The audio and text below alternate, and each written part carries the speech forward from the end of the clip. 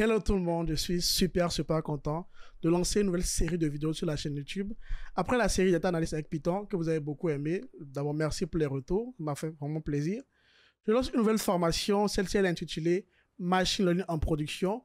En gros, ce sera une série de vidéos où nous allons parler des défis d'industrialiser des modèles de machine learning en production. Alors, en gros, quand on est data scientist, qu'on entraîne des modèles de machine learning, on les entraîne dans des notebooks, dans des scripts, mais il ne reste pas que là. Le machine learning est un outil pour avoir une solution donnée. OK? Donc, du coup, le modèle en lui-même, parfois, il peut être intégré dans une application web, un peu comme Notion AI. Je vous ai parlé de Notion AI la semaine dernière. Le lien de la vidéo est quelque part là, ou dans la description. Ça peut être également sur un site web directement. Déjà, ChatGPT, voilà, c'est un site web où on a introduit un modèle qui est derrière. Comment tout cela se passe? Quand les utilisateurs écrivent du test, comment l'envoi se fait au modèle et comment on fait la prédiction et comment c'est possible qu'il puisse supporter plusieurs requêtes en parallèle. Ça peut être également un algo de recommandation sur YouTube pour que vous ayez, par exemple, les meilleures vidéos possibles. Ça peut être un modèle dans une application mobile. Ça peut être également sur un système embarqué, comme par exemple un drone qui scanne un champ, par exemple, et vérifie l'humidité, plein de trucs, et qui arrose automatiquement. Alors, le machine learning est un outil pour une solution. C'est un outil pour arriver à une fin donnée. Et comment arriver à cette fin-là, c'est ce que nous allons voir dans cette série de vidéos. Alors, quand on parle de machine learning en production, des défis qu'on rencontre, ça me rappelle ce premier papier qui est sorti par les ingénieurs de Google. Alors, Google, c'est l'entreprise qui a le plus de modèles de machine learning en production. Et donc, du coup, ils ont sorti ce papier qui est intéressant, qui montre un peu la partie de code ML, en fait, dans un système de machine learning. Regardez ici. Là, le truc en noir, là, c'est le code ML. Alors, je vais agrandir un peu.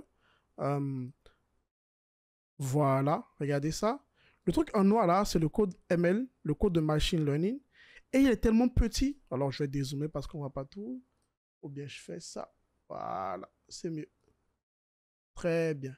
Alors, le truc en noir, là, c'est le code ML et il est tellement petit par rapport à tout ce qu'il y a autour. Il y a la configuration, la collection de données, feature extraction, la vérification de la donnée, le management des ressources de machine learning, analyser les outils, gérer le process de management des outils, serving infrastructure, l'infrastructure pour servir ce modèle de machine learning et le monitoring, parce qu'on n'entraîne pas qu'une seule fois un modèle de machine learning.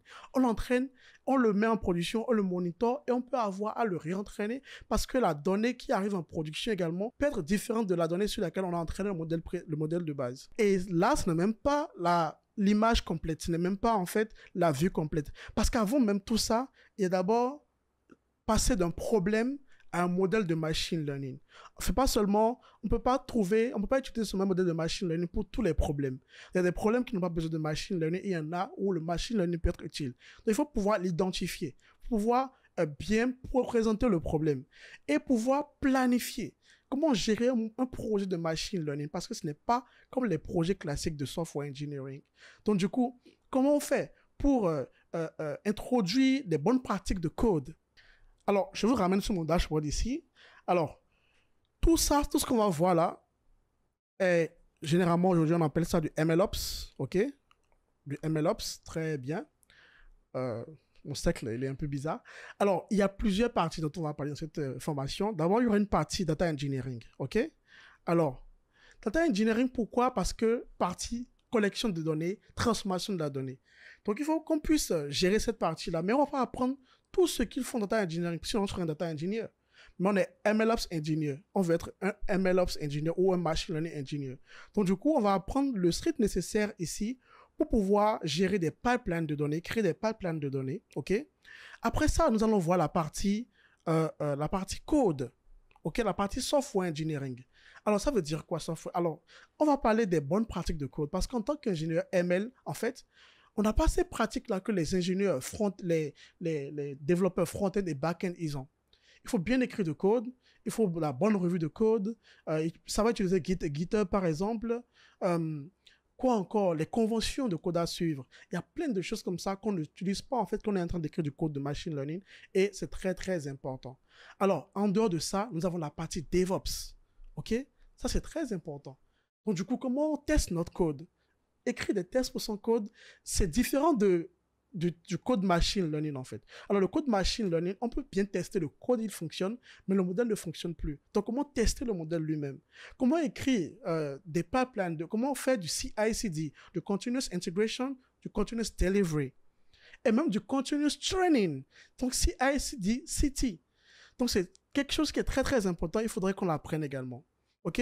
Comment automatiser, en fait, le réentraînement de nos modèles de machine learning. C'est une partie qu'on va devoir voir. En dehors de ça, nous allons voir également tout ce qui est cloud. Pourquoi? Parce que la plupart des entreprises aujourd'hui ont leurs données sur le cloud.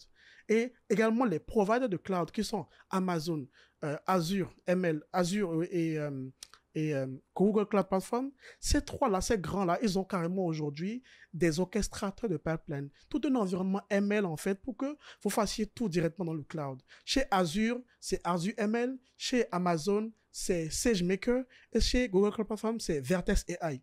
Donc du coup, on va apprendre à utiliser. Alors, principalement Google Cloud Platform, mais ce n'est pas exclu qu'on parle de SageMaker et de Azure ML également. Et enfin, nous allons voir une dernière partie qui nous permet de faire du prototypage rapidement, c'est Streamlit. Streamlit qui nous permet de créer des applications web, des interfaces graphiques très rapidement avec du code Python. En gros, voilà le programme qu'on aura. Nous allons voir les bases de data engineering, nous allons créer des pipelines de data engineering, nous allons apprendre à créer des API pour nos modèles de machine learning, que ce soit avec Flask ou Fast API. Alors, je vois mes notes rapidement. Il y a plein de trucs qu'on a dans cette formation. Nous allons voir comment écrire du code qui est maintenable pour une bonne production. Nous allons voir comment on traite, versionner de la donnée avec DVC. Ça, c'est très, très important. Parce que d'un entraînement à un autre, notre data peut changer. Donc, du coup, il faut pouvoir versionner de la data également. On va voir comment créer des pipelines, orchestrer en fait l'automatisation des pipelines de machine learning. Donc, du coup, on va voir du Airflow, on peut voir du MLflow, du Kubeflow également. Nous allons parler de la modularité du code. Donc, du coup, quand tu as ton code de machine learning, où est-ce que tu mets la partie features, la séparer de la partie où tu entraînes le modèle, la partie où tu fais des transformations à la donnée. Il y a plein de trucs comme ça qu'on doit voir ensemble.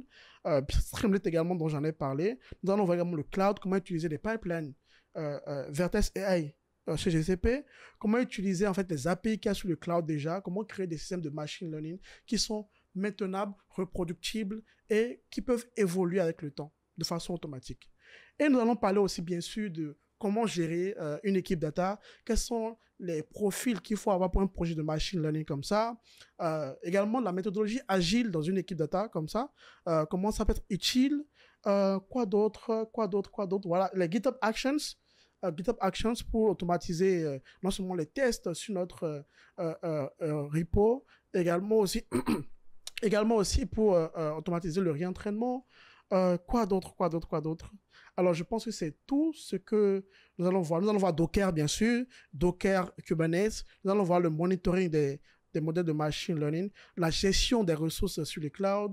Nous allons voir également le A/B testing, les stratégies de déploiement de modèles de machine learning, comment créer un modèle qui est en production, un autre modèle qui sera en shadow, qui va prendre également les inputs et faire des prédictions également pour qu'on puisse tester le meilleur modèle.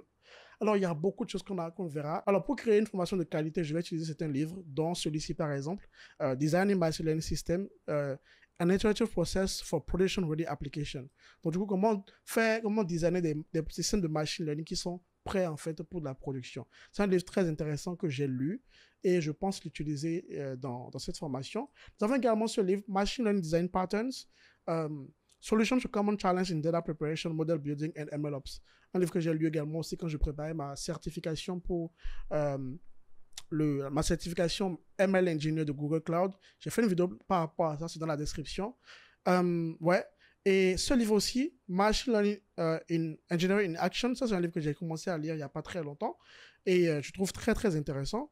Également ce livre aussi, Practical MLOps, de Noah Gift, que je suis beaucoup. J'aime beaucoup ce livre également.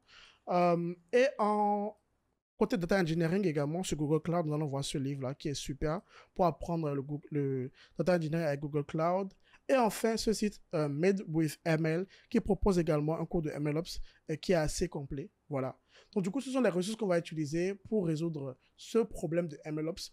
Nous allons apprendre beaucoup de choses en chemin. Donc, du coup, nous allons vraiment parcourir tout ce qu'il faut pour créer un projet intéressant à la fin de la formation. En gros, à la fin, nous avons un projet qu'on va mener de A à Z. Donc, du coup, du projet de base, OK, nous allons créer un problème qu'on veut résoudre, comment le planifier, identifier les choses dont on aura besoin. Nous allons collecter de la donnée, nous allons entraîner les modèles de machine learning, nous allons analyser de la donnée, nous allons entraîner les modèles de machine learning, nous allons créer des API autour ou bien des command line interface. On peut créer également, on peut dockeriser et le déployer sur un cloud, monitorer, réentraîner. Nous allons faire tout ça dans un dernier projet. Alors, pour toutes les vidéos de cette formation, il y a un lien en description où vous pouvez cliquer dessus. Ce sera une playlist. Pour toutes les vidéos de la formation, je le mettrai là-dedans. Et aussi, vous pouvez nous rejoindre sur Discord pour participer aux différentes conversations qu'on aura pour la formation précisément. Donc, du coup, je compte parfois faire des lives sur le Discord de la chaîne. Le Discord, c'est Data-Cave, le lien est dans la description, pour qu'on puisse discuter entre nous, pour que le Discord soit un peu plus actif. Donc, si tout cela vous intéresse, abonnez-vous à la chaîne déjà et likez la vidéo parce que c'est bon pour la growth de YouTube. Et ensuite, rejoignez-nous sur Discord et nous allons discuter de MLOps ensemble. Alors, je ne ferai pas que des vidéos de MLOps, bien sûr. S'il y a des vidéos intéressantes sur l'IA, en temps, j'en parlerai. Mais pour la suite, nous allons parler beaucoup de MLOps. Nous allons faire des petites mini-séries sur Streamlit, Docker, Kubernetes, Airflow, plein de trucs. Plein de trucs. Donc, je suis très, très excité pour tout ça. Et en faisant ça, je vais apprendre aussi en le faisant. Donc, du coup, très, très, très content de lancer cette série de formations. Et j'ai hâte de commencer les prochaines vidéos. Et ça arrive très vite. Allez, à la prochaine. Ciao, ciao.